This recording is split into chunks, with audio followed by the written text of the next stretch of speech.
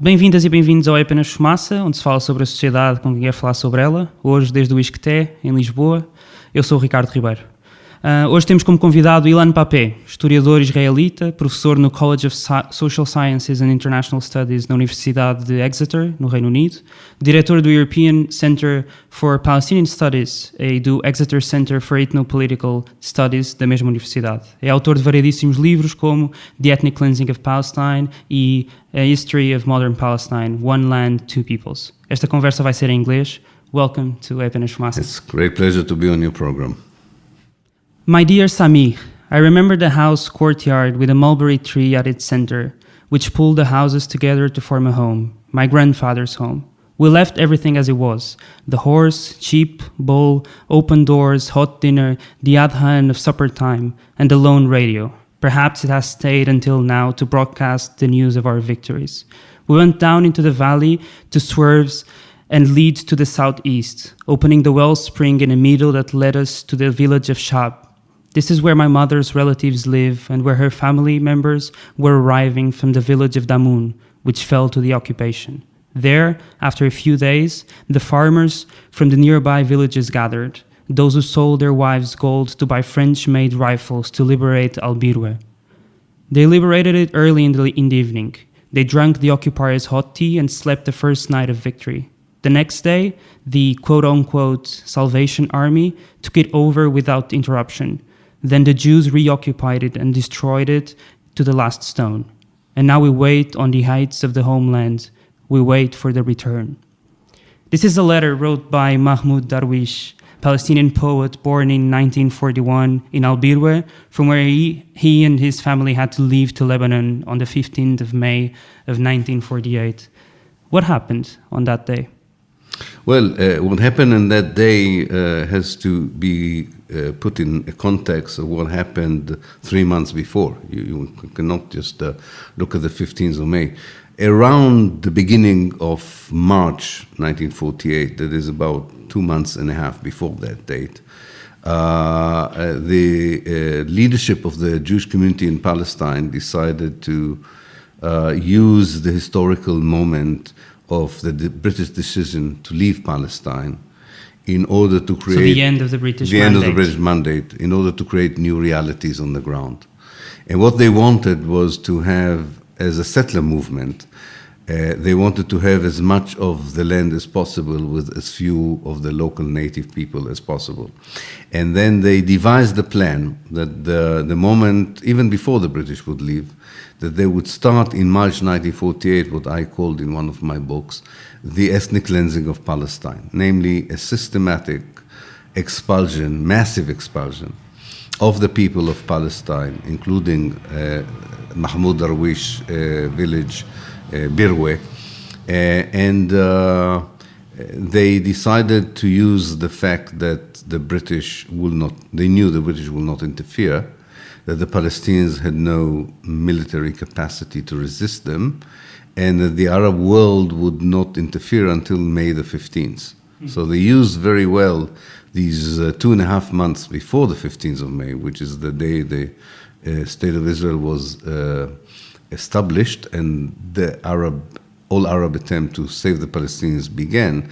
They used very well these 2.5 months to destroy all the urban space in Palestine, namely destroy the Palestinian neighborhoods almost everywhere in Palestine, and to destroy hundreds of villages.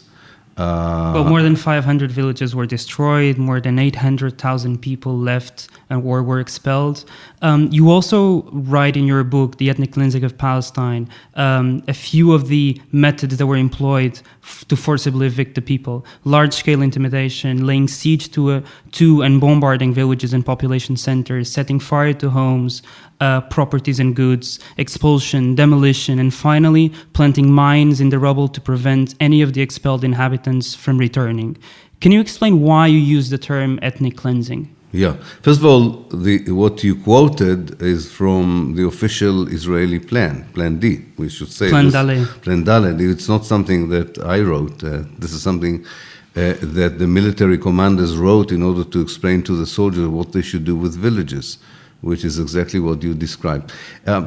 Ethnic cleansing is now a very clear concept from the point of view of international law, from the point of view of historical research, and this is an act to purify a mixed ethnic space and to make it or transform it into a space that belongs to only one ethnic group.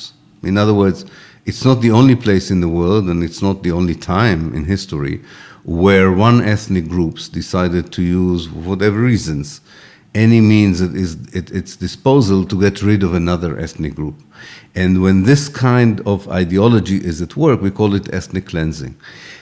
So that was the first reason I used it. The second reason is that I was amazed by the fact that the word cleansing, not ethnic cleansing, but the word cleansing is used again and again by the Israeli commanders and soldiers to describe what they do in Palestine in 1948. They openly say, we have cleansed the Galilee, we have cleansed this part of Palestine, we have cleansed the city of Jaffa, the city of Haifa, and they explain exactly what cleansing means, that is emptying it from its indigenous local population, de-Arabizing it, creating a Jewish space instead of an Arab space. And I think that together, the general definition of ethnic cleansing and the language used by the Israelis themselves when they started acting against the Palestinians convinced me that this was the right term. Ethnic cleansing is considered a crime against humanity by international criminal court. Mm-hmm. Was Israel ever condemned by a crime against humanity? No. One should say, first of all, that until the 1980s, most of the academic communities, let alone politicians and media, did not regard what happened in Palestine as ethnic cleansing. The only people who claimed that something like ethnic cleansing, although they didn't use the term until my book came, something like ethnic cleansing happened in Palestine. The only people who did it were the Palestinians themselves. But the rest of the world, treated this as a figment of Oriental imagination. They did not... A conflict or a war. A war, a conflict. They accepted the Israeli narrative that the Palestinians foolishly rejected the United Nations partition plan. They left voluntarily to make room for the Arab armies to enter. They used the word transfer. Yeah, the Zionist narrative talked about voluntary transfer, which is ridiculous. Nobody is transferred voluntarily. But that's how they presented it. So I think, first of all, we've just started to, both Palestinian historians and more open-minded Israeli historians, we only started to inform the world of the term in the last 10 or 15 years. So I'm not surprised that until today, nobody has even thought of making Israel accountable for what happened. But it will have to be accountable if we want peace. Peace will not come without a certain Israeli acknowledgement of its criminal policies in 1948. And also, I think what we realize more and more is that ethnic cleansing is going on today. The Palestinians called it in Arabic al-Nakba al-Mustamira, the ongoing Nakba. Because they rightly say that even after 1948, the ethnic cleansing of Palestine continues.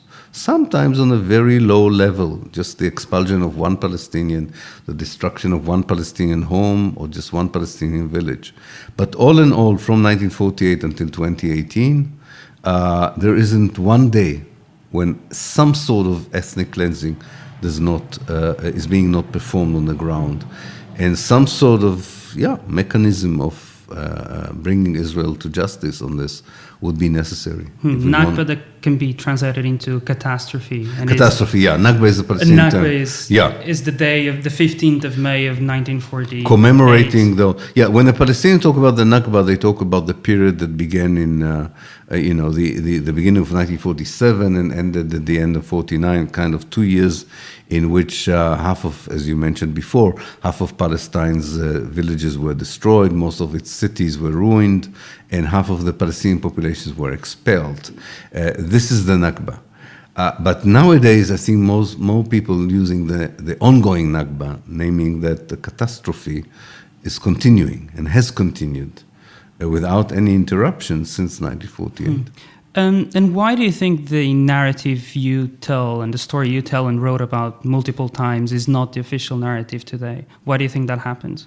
Well, first of all, let me say that this narrative is now much more accepted, at least in some parts of the Western academia, than before. I think it's unfortunately that the mainstream media in the West does not accept it yet. The reasons vary. I think we have to differentiate between the places we talk about. I mean, there are different reasons why in America this narrative is not accepted, and there are different reasons why in Europe people don't accept it.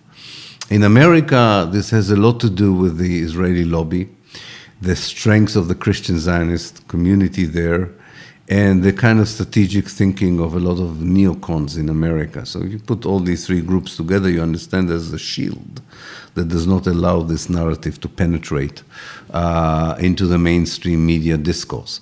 In the West, in Europe, it's a bit different. I think the Holocaust still plays a very important role for many European journalists and politicians that kind of see Israel as the redemption of what Europe did to the Jews, and they don't want to touch it.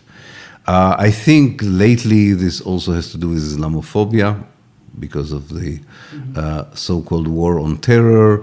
And I think that also plays a very important role in the case of the Europeans. And again, then when you go to Europe, you have to differentiate between different countries.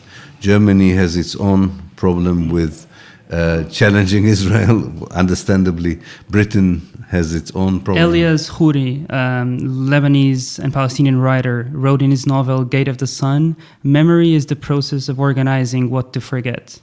Yeah, amnesia. There is, of course, but I think there's more than this. It's not just memory as a place where you decide what to remember and decide what to forget.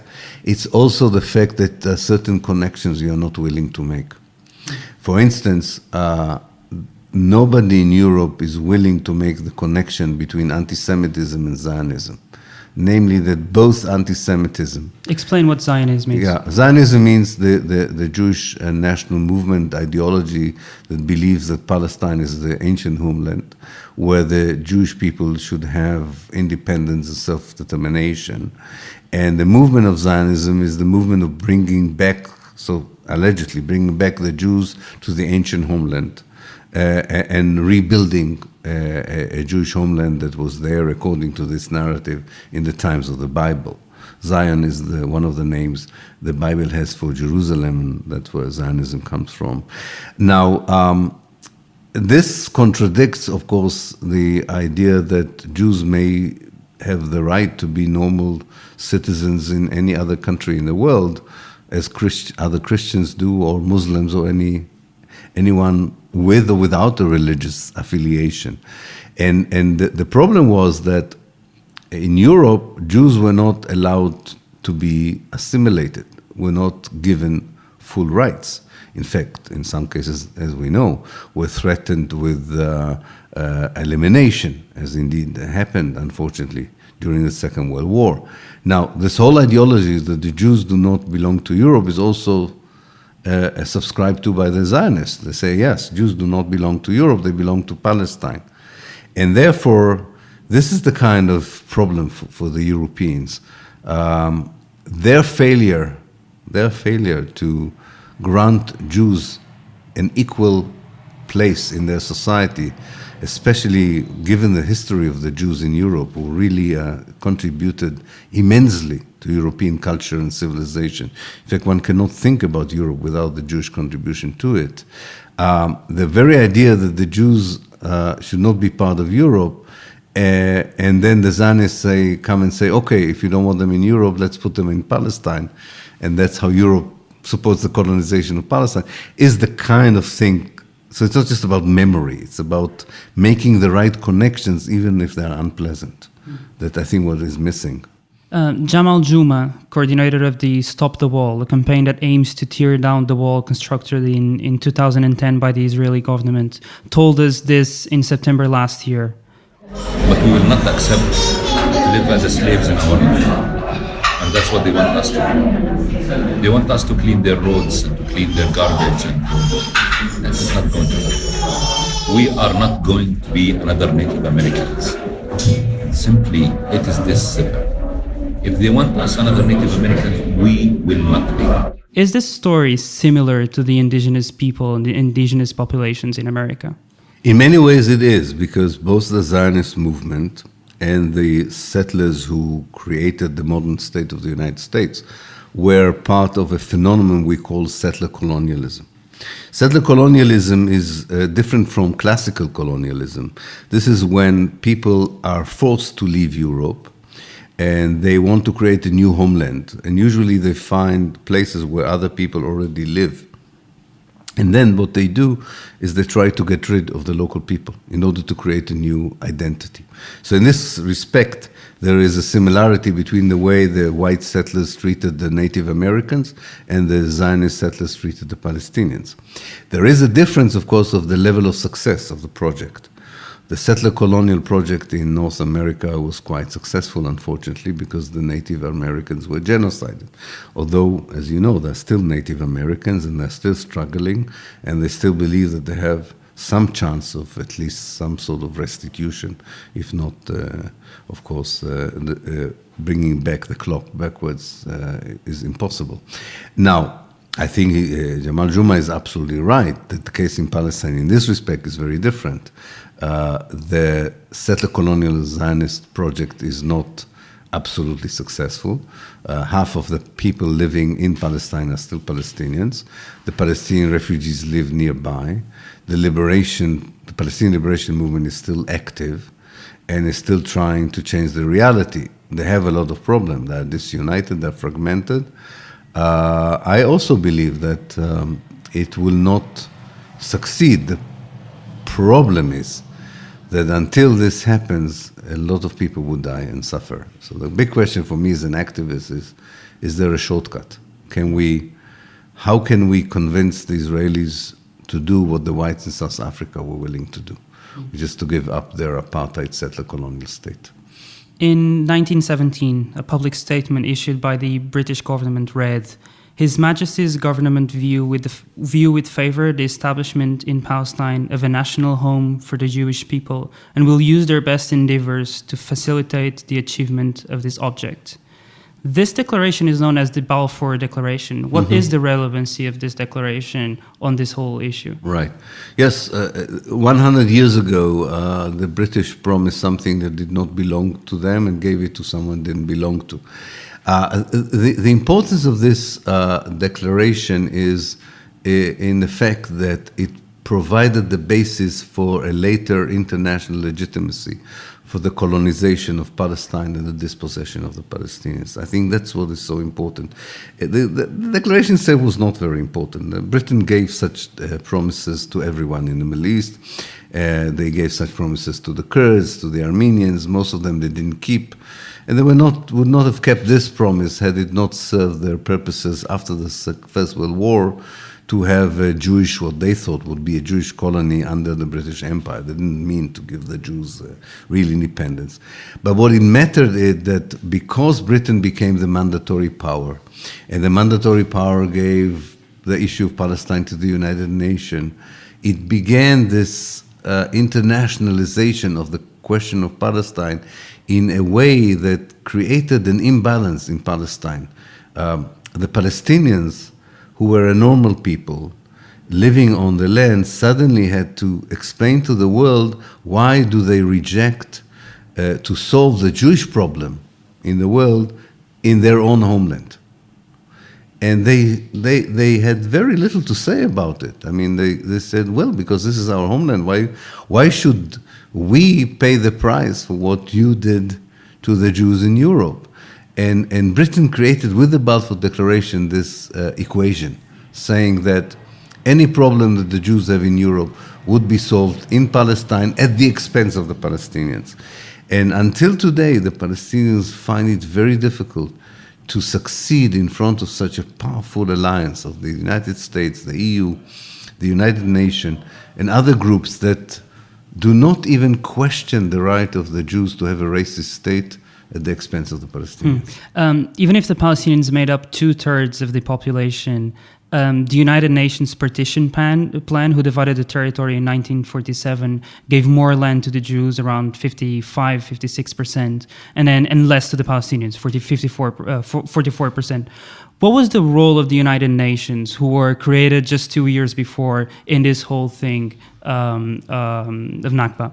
Yeah, I think what the main crime of the United Nations was that from the very beginning, the people who were involved in the organization understood that partitioning a homeland is a project that the national liberation movement cannot accept. For example, they would have never suggested to the Algerians to partition Algeria between the French settlers and the local Algerians.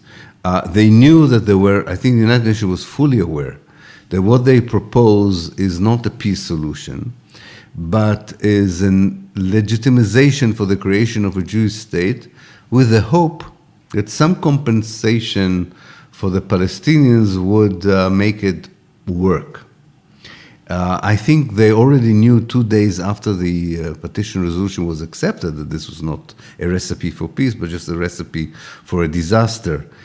And I think that the United Nations carries a very important responsibility for knowing exactly what goes on and doing nothing about it. It had enough representatives on the ground to understand what the role they played in producing the catastrophe, the Nakba. So coming now to today, Netanyahu and his Likud party won the parliamentary elections in 2015, 3 years ago, with 23% of the votes, then forming a coalition with 4 other parties or alliances. Does this mean that a majority of the population supports the continued and ongoing occupation of Palestine? Yes, I think it does. I think it's fair to say that the majority of the electorate, of the Jewish electorate in Israel, sees actually the so-called conflict with the Palestinians as solved. They don't think there is a conflict anymore. They think Israel obtained its objections in the West Bank. The West Bank is quiet. They don't know what's going on in the West Bank. There's a wall that separates them from anything that happens there. Only constructed in 2002. 2003, yes, began in 2001, finished 2003. They did not. The media, their media, does not tell them what's going on there. They see Gaza as a problem, but not as a problem of occupation. They say we left Gaza, and there's a group of Islamic terrorists there. But this is not just our problem; it's the problem of the world. So yes, for all intents and purposes, the Israeli Jewish electorate thinks that any Palestinians' further demand is terrorism. They fully support the Israeli action in the Gaza Strip. They have no moral problems with arresting children in the West Bank or destroying the city of Gaza from the air. Well, even in the last month, during the Great Return March, where thousands of Palestinians went to the border between Gaza and Israel, more than 40 people were killed, more than 7,000 people were injured, including Yasser Murtaja, assassinated by a sniper from the Israeli army, a Palestinian journalist with the word press on his body. Comment what's happening in Gaza and why that leads into what you were saying, that the Palestinian people still support what's happening there. Yeah. Well, first of all, I mentioned before the term al-Nakba al-Mustamira, the ongoing Nakba, or the ongoing catastrophe. And the events in Gaza show you exactly how the past and the present are actually at the same time. Because there are 2 demands, actually, of the protesters in Gaza. One is to end the Israeli siege, and the other one is to allow the Israelis, the Palestinian refugees, the right of return. For the Palestinians, it makes sense to demand both things at the same time, because they're part of the same catastrophe. Not being able to go back to your home and living under the siege is the part of the same suffering, and it's caused by the same reason, the Israeli ideology. And I think the demonstration, by the way, they were not organized by the Hamas. They were organized by the young people of Gaza, but the Hamas cleverly decided not to object to them, but just help them with this. They are going to continue beyond 15th of May, and they're going to spill over to the West Bank, and I suspect also into Israel itself, into the Palestinian community who are citizens of Do you think Israel. an intifada is coming? I think we're already in kind of a third intifada. It's like a historian, I can tell you that we always try to understand an event according to the parameters of the previous event. So we're trying to figure out a third intifada on the basis of what we know of the first and the second. It will not look like the first, and it will not look like the second. It would have its own features, and I think we are having these features now. Maybe it's a longer process than the previous intifadas. Maybe it has long periods of inactivity. But when a historian would look back at the years 2017 to 2027, maybe they would talk about the decade of a third intifada. It's very clear that Israel has put the Palestinians in a position with the back to the wall. They have nothing to lose. And people who have nothing to lose are likely to protest and to resist. What would be the form of the resistance? We see the beginning of indications for that. We know the horrific Israeli response to that, so we don't know exactly how it will develop. For decades, and especially after the Oslo Accords in 1993, a set of agreements signed by Israeli government and the Palestinian Liberation Organization, the status quo is that the Palestinians and the Israelis should get to an agreement of a two-state solution where the territory is split into two states. Do you agree with that? No, I think that's, it's like looking for a key where there is light but not where you lost it. I don't think the problem is territorial. I don't think the problem is where would be the border between Israel and Palestine. I don't think the problem is the kind of dividing sovereignties or functions of government. I really don't think this is the heart of the matter. So I don't think the Oslo Accord offered anything apart from the symbolic important recognition of the PLO by Israel. I think that was important. But the rest was just, as I said, looking for the key where there was light and not where it was lost. Because settling the issue of the part of the occupation in the West Bank, or even unilaterally withdrawing from Gaza, is just small bits of the problem, which is called the Palestine question. If you pretend that solving small bits is solving the whole picture, you create a lot of disappointment and a lot of despair. Well, we've interviewed in September last year Daniel Seidman, an Israeli attorney, a founder of the Terrestrial Jerusalem, and who participated in the Oslo Accords. He told us, is it a one-state solution?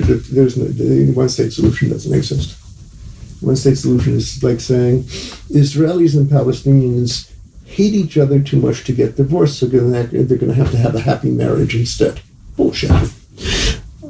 You can destroy the two-state solution. Netanyahu is doing that very successfully. Destroying it does not create an alternative. I'll give you an example why this is a stupid remark by Mr. Steinman.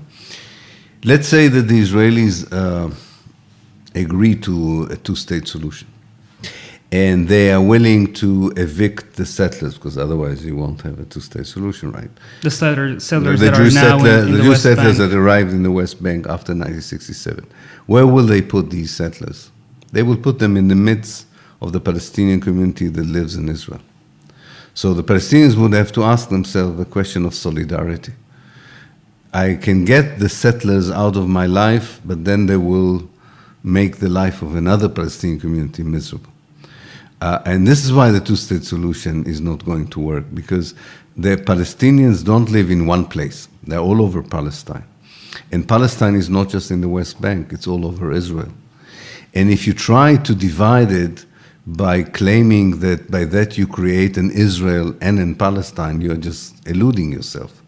You need a comprehensive solution, and the only comprehensive solution is a one democratic state. The two-state solution is like treating your fingernail when you have cancer. Thank you so much, Ilan Pappé, historian, author of The Ethnic Cleansing of Palestine.